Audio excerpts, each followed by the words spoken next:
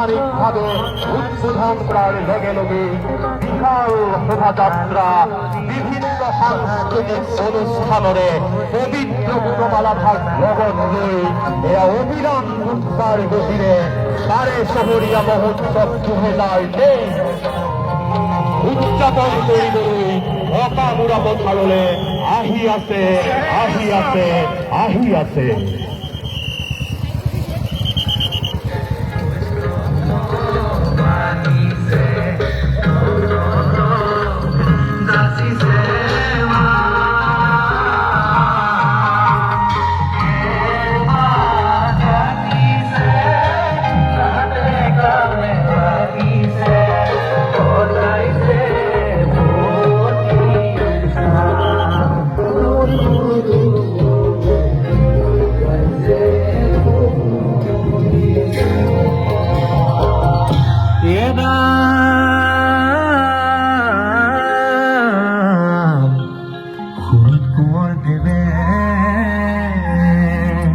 প্ৰসাদ কৰিলে